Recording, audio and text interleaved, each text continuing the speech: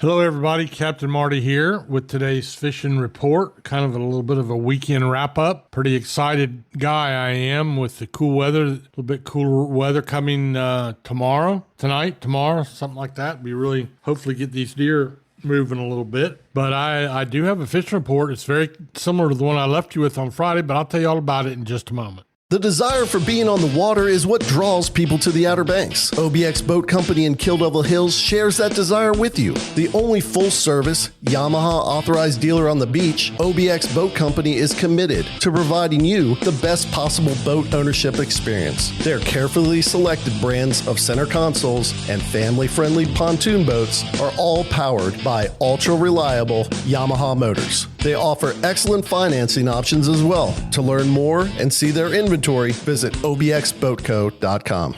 Are you ready for a fishing thrill like no other? Oh, there he is! There he is! Oh, got him up! As seen on WikiTune Outer Banks, the Carolina Girl, captained by majestic Jesse Anderson, is a custom, luxurious 53-foot Jarrett Bay built boat running out of Hatteras Harbor Marina. Let Jesse and her crew give you a fishing experience of a lifetime. Book a trip, go online to CarolinaGirlSportFishing.com. Carolina Girl Sport Fishing, your offshore adventure awaits. All right, we did not have much of a fleet out in Hatteras. I can only find one boat that went yesterday offshore, and they had a good catch of dolphin or mahi, and they had a wahoo and a few blackfin tuna. Now, backing up to Saturday and Friday, we had good catches of dolphin, a few more wahoo. In fact, last week we had some very good wahoo fishing. As I've told you many times, to me, Hatteras is the undisputed wahoo capital of the world. And so those people down there really have found a niche, and that's a great fish to eat, fun to catch, beautiful, probably one of the prettiest fish in the ocean with all those silver stripes. So that's what's been going on there.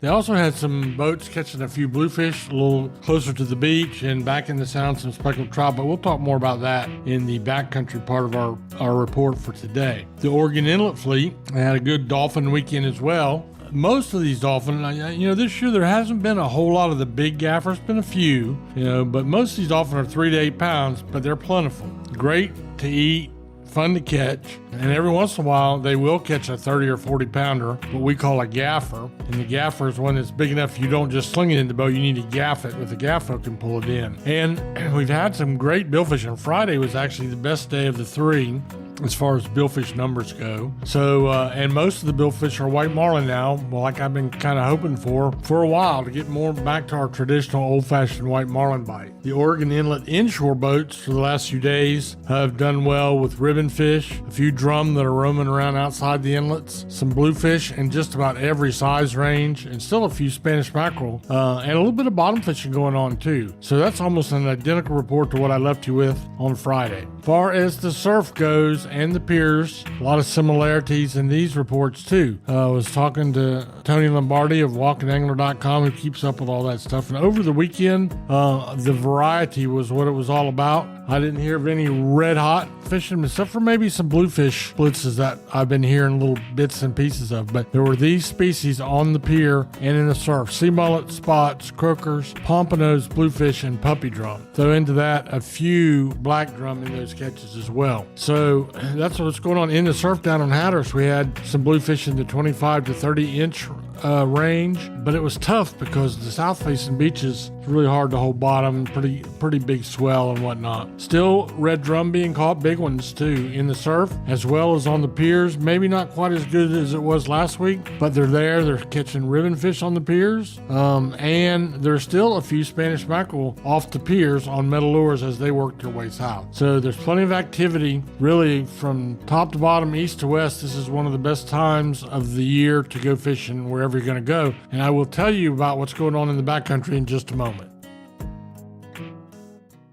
Electricity, something I don't mix well with at all, and that's why I only trust the folks at ELS OBX. ELS OBX offers a variety of services from custom electrical installations to lighting design. ELS OBX has the experience and know-how to complete any job. They're committed to providing the highest quality lighting and electrical installations or service at affordable prices. Visit them online at elsobx.com to get a brighter idea of how shockingly awesome they are. See what I did there? ELSOBX, electrical and lighting solutions you can count on. So the speckled trout bite is good, and it's good whether you're on foot wading the shoreline somewhere and the water temperatures are plenty warm where you don't need waders, but you do need some old shoes of some kind, so you don't step on a skate or a ray or an oyster, things like that, or a crab or a sea monster.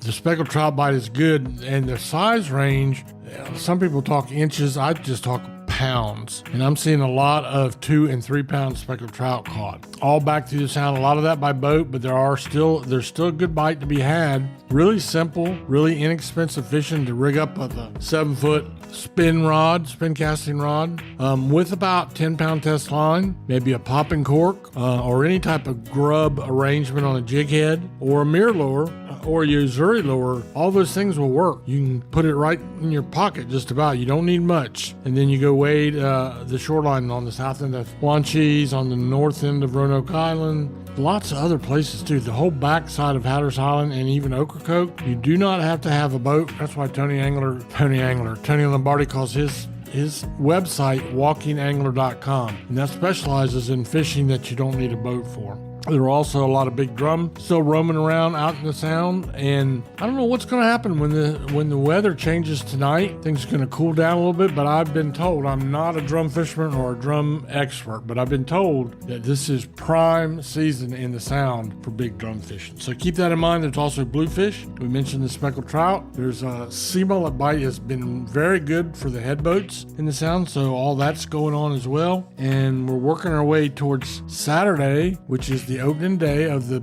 regular deer season, and that will go on till January the 1st. And you might not think it, but we have a lot of people in these coastal counties that love venison to eat, love deer hunting, and that's one of the big hunting seasons. It's one of my favorites, the only hunting I do actually, but I do love it. So that's pretty much the hunting and fishing report for this Monday. I hope that you had a chance to get out over the weekend, and of course we're all mindful of what's going on down in Florida, where I have a lot of family and friends. And so don't forget to count your blessings today when you realize that, hey, I can complete my vacation or start a new week here on the Outer Banks, and we're just fortunate. So count your blessings and have a great day.